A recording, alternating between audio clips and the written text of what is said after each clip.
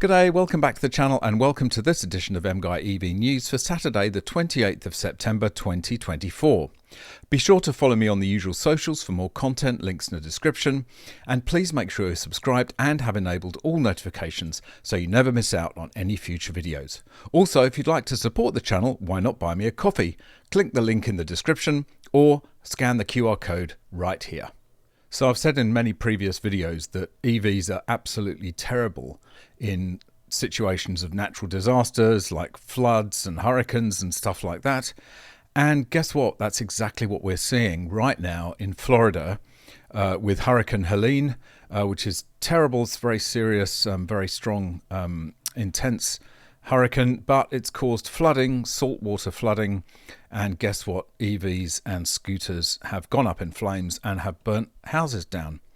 So the trouble with all of this is that obviously batteries, they're in the floor, they're supposed to be sealed, but it doesn't take much for example, if it's salt water, it's extremely corrosive, and it can penetrate into the battery compartment, and then of course it wreaks havoc because salt water is a very good conductor of electricity, shorts everything out, everything goes into thermal runaway, and it's a complete disaster. So, and that's ignoring obviously the fact that, you know, in natural disasters there's frequently power outages. So, you know, good luck getting away in your electric car if you've got no electricity to charge it by. This is a really shocking story about a Volvo XC40 that went completely rogue, accelerated, uncommanded acceleration, drove through a wall in a car park on the 4th floor, killed the driver. This is in Norway, and obviously hasn't received any publicity here in Australia or probably anywhere outside Norway, probably trying to keep it quiet. Fatal accident at Sandvika shopping centre. No known problems with the car. The police are in contact with the car manufacturer but say there are no known problems with the car that drove out of the 4th floor. The deceased drove a short distance before the car maintained a certain speed against the brick wall and drove out. As of now, we have no idea about the speed of the car, police prosecutor Katarina Eilertsen told VG. A close relative of the deceased man in his 60s is said to have witnessed parts of the accident, which took place on Monday evening at Sandvika shopping centre in Byrum. Eilertsen says that they had shopped at the centre before the accident occurred. On Wednesday, relatives were questioned. We cannot go into detail about what has emerged in the interrogation. However, we can say that based on the information we have received from the next of kin, there are no known problems with the car or the deceased's state of health that would indicate that this should happen, says the police prosecutor. Well, there must have been something wrong with the car because it accelerated randomly and crashed through a wall.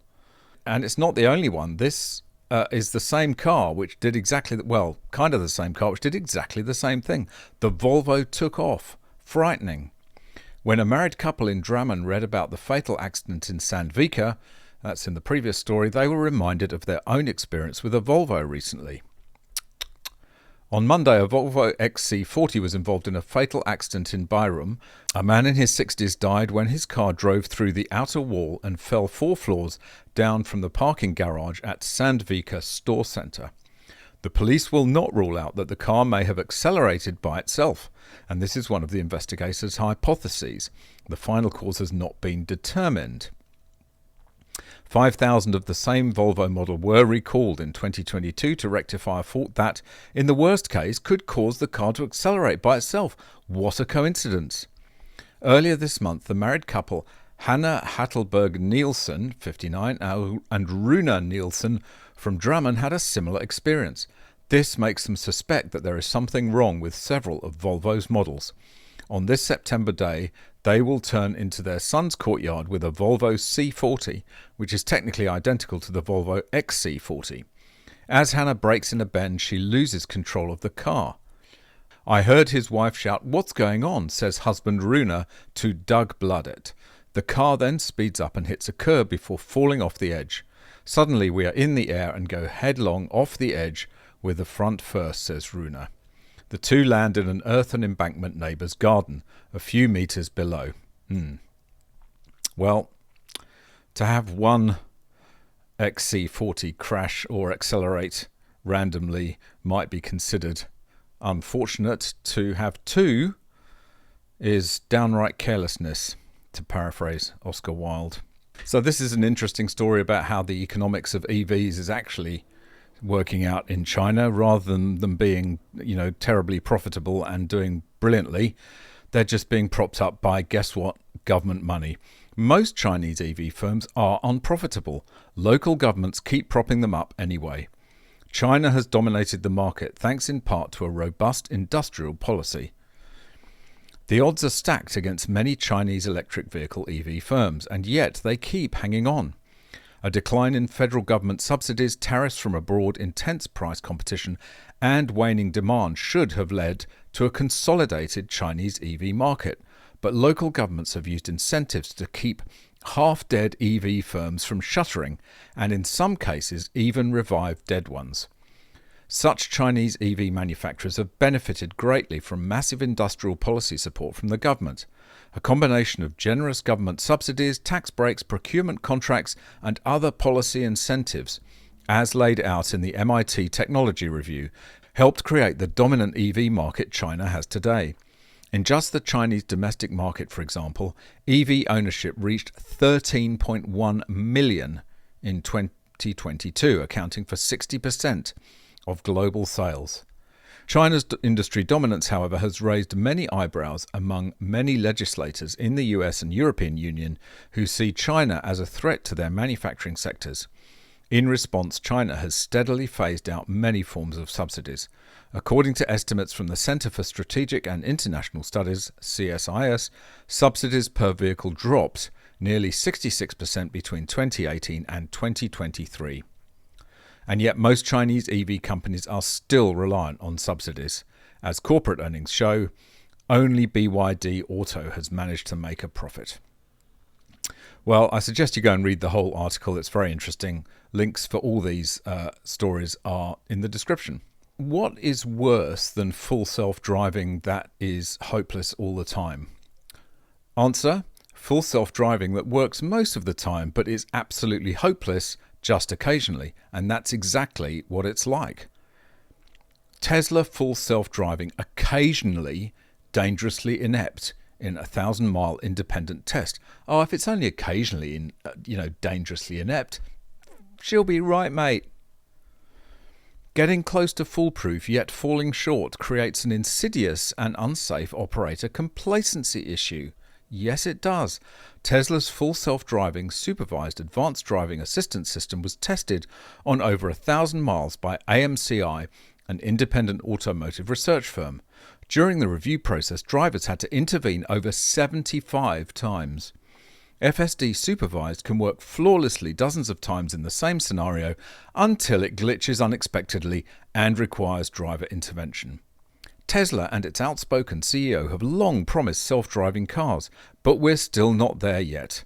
Despite the two available advanced driving assistance systems, ADAS being called autopilot and full self-driving supervised, they still aren't classified as level 3 systems on SAE's levels of driving autonomy chart, meaning the driver still has to be attentive and ready to take over control at any time. While the so-called FSD can run flawlessly for the majority of situations, as attested by multiple testing videos, it can sometimes hit the mark. And it's these occasional hiccups that can become dangerous. And this is the real problem because, as I say, it's almost worse than something that doesn't work at all. Is something that works most of the time but then is catastrophically bad occasionally. Here's how Guy Magnamele, director of AMCI testing, put it. What's most disconcerting and unpredictable is that you may watch FSD successfully negotiate a specific scenario many times, often on the same stretch of road or intersection, only to have it inexplicably fail the next time. Full self-driving is a complete disaster. Don't ever rely on this to get you safely from one place to another. Adaptive cruise control, lane assist, absolutely fine to rely on those. But full self-driving, just say no. So despite all the government mandates, all the government pushes to get everybody into EVs and to get all the manufacturers making EVs, nobody's buying them, and therefore manufacturers are slowing down their manufacture. Electric car production falls despite looming 2035 combustion engine deadline. Improved charging systems, trade-in schemes and tax cuts have all been proposed to get people to buy electric cars. Industry data shows production is heading in the wrong direction. Production of electric cars fell by more than 25% last month, despite the looming sales ban on traditional combustion engines, according to industry body the Society of Motor Manufacturers and Traders, SMMT. It comes as major manufacturer Jaguar Land Rover JLR told Sky News more needs to be done to make buying and owning an electric car more appealing. Yeah, good luck with that. More investment in electric vehicle charging infrastructure is needed, according to Trevor Leakes, the operations director of JLR's Halewood plant on Merseyside. A further £500 million investment in electric car production has just been announced for the site. Well, Jaguar Land Rover are completely bloody mad because they've abandoned all their petrol cars. They're not going to make a single car for a year, and then they're going to come back with these ridiculously expensive EVs, and that's it. Good freaking luck with that is all I can say. And that 2035 deadline for all EVs is looking shakier and shakier, because last week I think it was Italy that was pushing back on the EU for this deadline. Now Germany, which is in a complete hole economically, thanks primarily to the EV nonsense and the failure of their auto manufacturing industry, has joined the chorus saying the same thing. Italy, Germany joined car makers in call to rethink internal combustion engine ban. Rome and Berlin are siding with the European automotive industry in calling for the EU to relax CO2 emission standards for cars as the bloc aims to end the sale of new petrol and diesel models by 2035. Italy and Germany are mustering support from other EU members for a call to relax EU targets for reducing car CO2 emissions and reconsider a 2035 ban on the sale of petrol and diesel models, Italian Industry Minister Adolfo Urso said in Brussels Wednesday evening. It was now certain that the ban, actually a zero limit on tailpipe emissions, would not be achieved. Of course it won't be achieved. I mean, how did anybody think it would be? And the two countries plan to propose at an EU Council summit Thursday that a review clause in the legislation be brought forward from the end of 2026 to early 2025, Urso said. Echoing recent warnings from manufacturers, Urso said Europe's car industry had collapsed and predicted tens of thousands of redundancies in the sector unless the EU changed course. Well, there's no way you can turn this EV sow's ear into a silk purse. There's just no way you can do it. It's physically impossible. So the only thing to do is to postpone it. I think this tidal wave of opposition will just get stronger and stronger and stronger until it's irresistible. And the EU will have to do something because it's just totally impractical. Well, as somebody who owns a proper MG, one that was built and designed in the UK, although mine was assembled in Sydney, it upsets me that this story, because the MG brand and the name and everything was sold off to some Chinese company, and now they just add the badge to rubbish EVs and rubbish petrol cars. And guess what? MG named the most unreliable used car brand as top 10 worst manufacturers revealed. Car manufacturers named and shamed for their poor reliability by What Car. Survey of almost 30,000 owners named best and worst car manufacturers. MG are worst brand overall, with Mini named the best.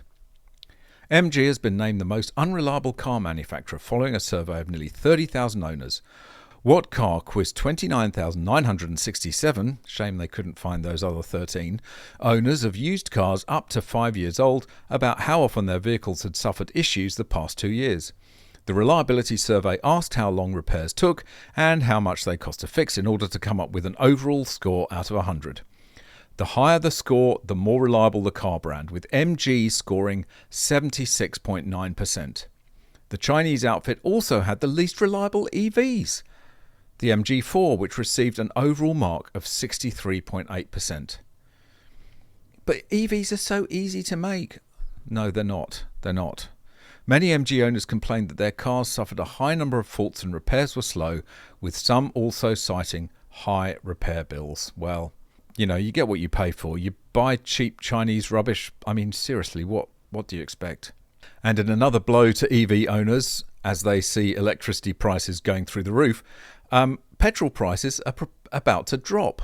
It's the irony of all this is that at the same time they're trying to force us to drive EVs, they're making electricity more unreliable and more expensive. Brilliant. Petrol prices to drop as Saudi Arabia prepares to flood oil market. Drivers are poised to benefit from lower prices at the pump as the world's biggest oil exporting nation prepares to ramp up output. Brilliant. Brent crude dropped more than 2% to less than $72 per barrel on Thursday after reports suggested Saudi Arabia was ready to scrap its $100 price target for crude in preparation for increasing output. It extends oil's fall from more than $90 per barrel in the spring, with drivers already seeing an improvement when filling up their car compared to earlier in the year. Well, I tell you what, it's already more expensive to drive an EV if you have to rely on public charging. Unless you have off-road charging, it is way more expensive to charge at public chargers than it is to just fill up with gas. And this, hilariously, is going to make it even worse. And I'm going to leave a link in the description to this article from the Daily Skeptic. I highly recommend that you go and subscribe to the Daily Skeptic. It's a brilliant source of very sensible articles, highly recommended, about how the blank change deniers are those who deny the blank changed before we started burning fossil fuels, said geologist. Well, that's exactly right, because what the blank alarmists believe is that the blank had been just perfect for all of history, just completely stable. And it wasn't until we came along and started burning fossil fuels that everything went wrong. And it couldn't be more untrue than that. It's just nonsense. The blank has been changing ever since the world started turning. And it's never going to stop. We're never going to be able to create this perfect blank on Earth just by banning fossil fuels. So good luck stopping the next ice age, by the way. Maybe they'll be telling us all to burn as much fossil fuels as we can, in order to warm up the planet, if that's the case. But anyway, go and read this article. Fantastic article. Read it all. Okay, that's it for this one. Thanks very much for watching. Really hope you enjoyed it. See you in the next one. Bye for now.